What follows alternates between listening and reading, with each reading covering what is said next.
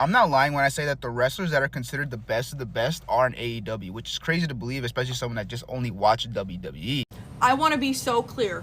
Look me in my fucking eyes. I never want to hear that AEW doesn't do storytelling, long-term storytelling, any type of storytelling ever fucking again. I know that if I want to take my family to an AEW show, I can afford to take them to an AEW show. Because we smoke them in every field of wrestling. Like, oh, mate, we're just better.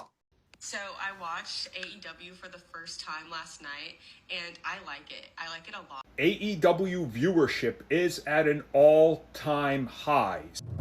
A lot of WWE fans have finally started telling the truth about why they left the modern-day WWE products for AEW, and the truth is hard to ignore. Before we get started, don't forget to like the video and subscribe to the channel and turn on notifications so you never miss another upload. AEW viewership is at an all-time high, says CEO, owner of AEW, Tony Khan. Now, obviously, things have changed since back in the day when AEW began.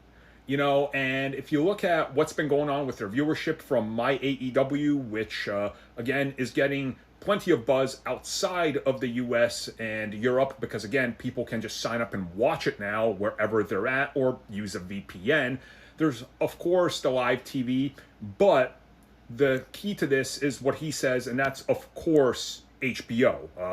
I dumped all my TV the moment it came on HBO. That's where I watch it. That's where I prefer to watch it. That's where I buy the pay-per-views. So this, honestly, is great. And I know people are going to say, oh, he's lying. He's not lying, because WB co-owns a part of AEW. They answer to shareholders. There's no lies. If he lies, that would be bad. This is like the Disney conspiracies where, you know, they make up numbers or steal box office from other films or whatever. Haters just love to hate. The fact of the matter is that AEW is constantly selling 125K plus pay-per-views at 40 to 50 bucks a pop, which again is profit.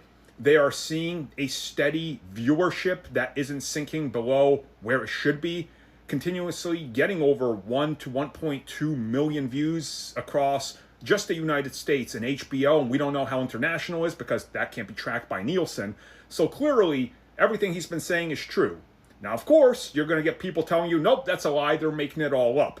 Because it's not their favorite three-letter company, which, again, is just pathetic. Like, strive to be a fan of pro wrestling and champion all companies, because we don't want it to be monopolized by one company again. I've been a wrestling fan most of my life, and I thought I was a pretty big wrestling fan this whole time until I got older and older and older and realized I was more of a casual than anything. I've only have watched WWE really, but I can sit there and acknowledge when somebody is a great in-ring worker or amazing on a mic. And I used to think growing up that when you were in a WWE, that just means you were the best of the best. No, that is not what that means. It's funny because on every social media platform I go to, I see people crapping on AEW. Oh, it's just spots, or it's just this, it's just that. Like, no, it's not. I go back and I've never watched an AEW show, but I will go back and watch old Kenny Omega matches because I'm like, who is this guy? Like, I want to learn more about him and all of that. So I'm like, who is this guy? Let me see. I'm like, oh, he's amazing. I think a lot of MJF is amazing. A lot of them are amazing athletes. It's people I'm not even mentioning that are amazing, and they could very well be stealing the spotlight from some of the people that you think are the top dogs in the WWE right now. But they just, different companies have different feels, different vibes, all those different things. So yeah, we gotta like stop doing that. When I'm noticing as I'm getting older, when you're a wrestling fan, you're just a wrestling fan. You just love it in itself. It doesn't matter what promotion it's coming from. We don't have to dick eat the next promotion because they have the best production and more brand exposure. Who cares? I know that if I want to take my family to an AEW show, I can afford to take them to an AEW show. Is it necessarily the most family-friendly show? No, it's not, because sometimes you get needles. Well, those are for pay-per-views, but if it's not a pay-per-view, listen, the pay-per-views, you get some gory stuff depending on who's on the card. If you got an Adam Page, Swerve Strickland, John Moxley, Darby Allin, if you have those 4 individuals on a pay-per-view card, more than likely you will see some crazy shit. As much as I don't care for death matches, Maxwell Jacob Friedman just had one of the greatest Texas death matches of all time against Adam Page. And he's somebody who's very versatile. He can do the old school wrestling. He can pretend that he doesn't want to do the indie shit, but then he does the indie shit.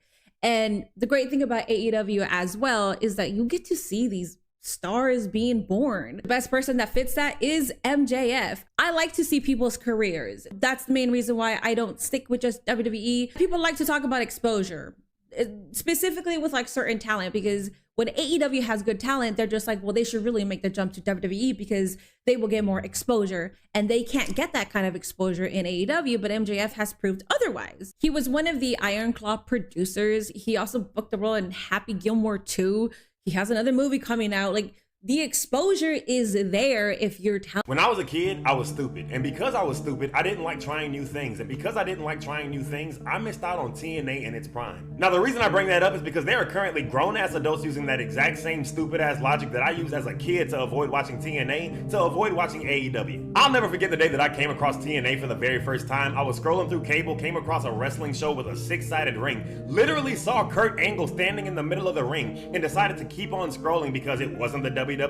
And listen, even then, Kurt Angle was one of my favorite wrestlers of all time, but I saw the 6-sided ring and immediately realized this isn't the WWE, and thought to myself, if it's not the WWE, why am I watching it? That was my mentality at like 11 or 12 years old, and there are currently adults that think the exact same way. Now that I know as much as I know about wrestling, it actually pisses me off that I was as closed off as I was as a kid, because I missed out on so much. I missed out on prime AJ Styles. I missed out on watching Samoa Joe become a star. I missed out on headband Bobby Lashley. Mind you, Bobby Lashley is my favorite wrestler of all time, and a lot of people consider this to be one of his best runs. I didn't get to see one of the best runs in my favorite wrestler's career because I was too close-minded to just watch a different wrestling show. I missed out on so many different moments in wrestling. I never got to experience Main Event Mafia. I just found out who Beer Money was like a year or two ago. I missed out on matches like AJ Styles versus Samoa Joe versus Christopher Daniels. The same way that I regret missing literally an entire era of wrestling is the same way that people are gonna look back a couple years from now and hate that they missed out on this era of AEW. 10, 15 years from now, when people are making the potential GOAT case for MJF, you're gonna hate that you missed out on him in his prime. When Kevin Knight becomes one of the biggest wrestling superstars in the entire world, you're gonna hate that you missed his rise to the top. A couple years from now, when somebody like Kyle Fletcher is considered a pillar in the wrestling industry, and not just in AEW, the wrestling industry in its entirety,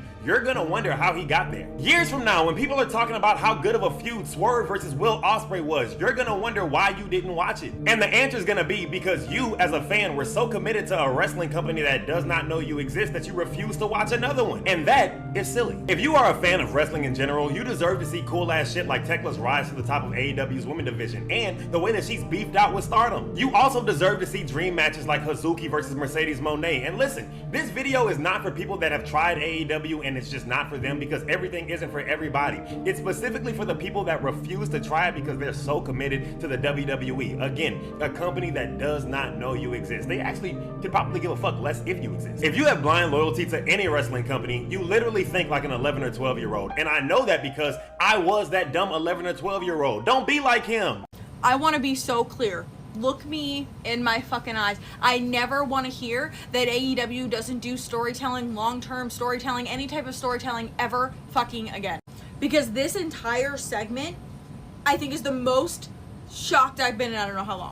People have genuinely, this storyline, I love this because it has so many layers. It's so complex with the different pieces of characters and characters evolving and progressing and all the different things that are happening between Will Ospreay and who he's always been, the good guy, and he's kind of joining the Death Riders who are like tweeners but like heel leaning. Now he gets a chance to finally get the title at Wembley. It's the dream match, the dream place, the dream title for him. Going up against Kenny, who he has so much history with, and Kenny is the huge company babyface.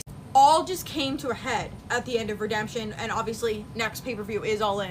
Mox tries to get Ospreay to put the bag over Kenny's head like they did to Danielson. Mox turns on the Death Rider, so he now has no friends, no like backup or anything. And then my jaw hit the floor for a solid 3 minutes. I think when Kenny then wakes up, realizes what Will was thinking about doing, because he was holding the bag like he was gonna do it, and then turns on Will Ospreay. So now Kenny Omega's the heel. None of this is what I thought was coming. I absolutely love it. I love the chaos. It was hilarious watching the Bucks, who came out to help Will Ospreay against the Death Riders, and then go, wait a minute, are you sure? What are you doing? What just happened? There's so many freaking layers to this, and this entire story has just been laid out so beautifully going into All In, and now Ospreay gets to be the babyface in Wembley, All In, for the title against Kenny, the dream match, and I am sure that Will is winning now. It was up in the air for a while because of everything that was going on. I'm now very sure that he's winning. It's gonna be. I'm not sorry for saying this, but it's one thing to be a WWE fan. It's another thing to be a diehard WWE fan. But if you legitimately want AEW to just die, like you want the company to go under, you're preying on its downfall, you are a sad human being. You don't have to show me the ratings every single week. You don't have to tell me about how the roster sucks and how they need a performance center. I realize that AEW is not superior to WWE in many, many ways. Though I enjoy it, it will never be WWE or probably ever be bigger than WWE. But to sit around and hope that people lose their jobs because you quite simply like this other company so much is weirdo behavior. Like, what did Tony Khan personally do to you for you to hate AEW that damn much? This is coming from somebody who doesn't even watch AEW on a weekly basis anymore because the product doesn't really do too much for me. But I am here to tell you, it is never that serious. And if it is that serious to you, you need to find another hobby because what the fuck?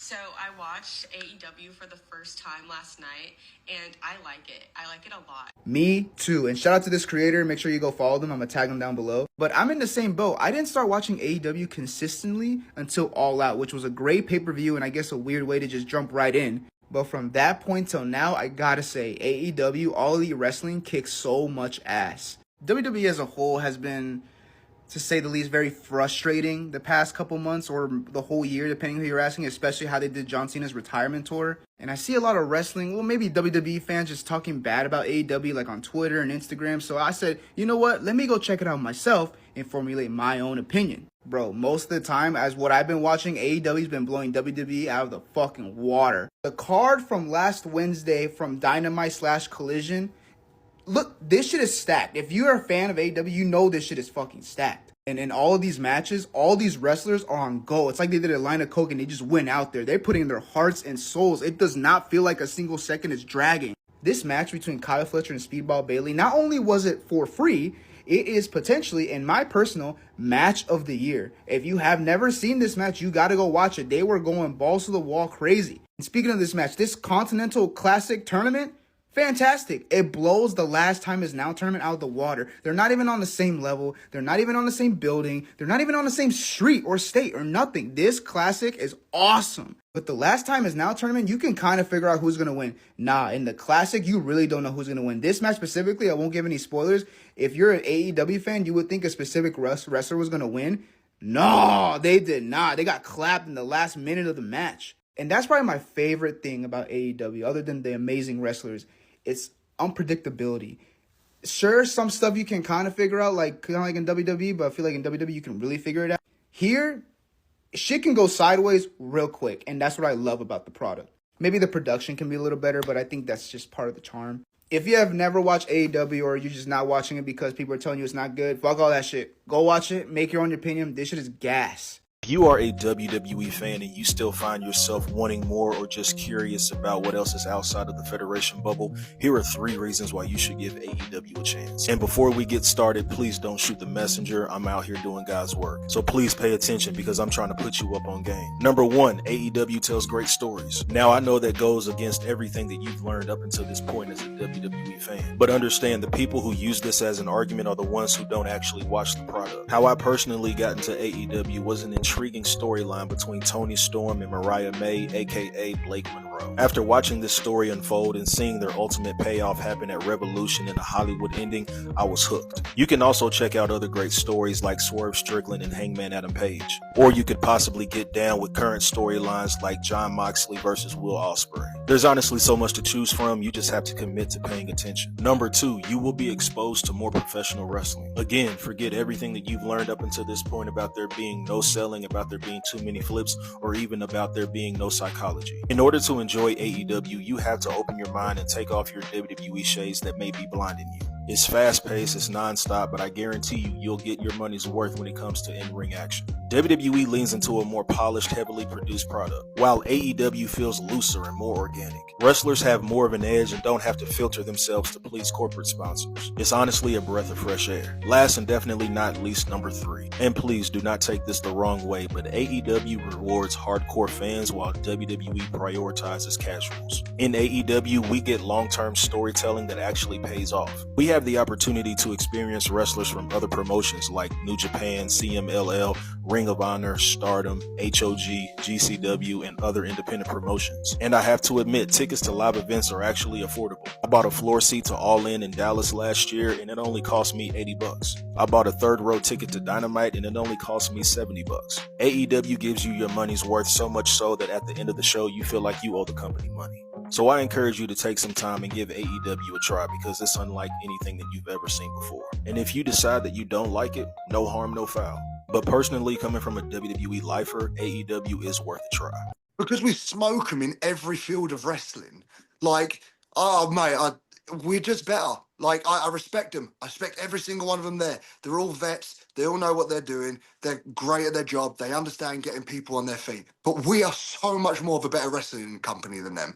Like, our guys smoke them every single day of the week. They've got good guys like Gunther. They've got great guys like Orton. They've got good guys like Chad Gable. I respect all of them. But on our worst day, we smoke all of you guys.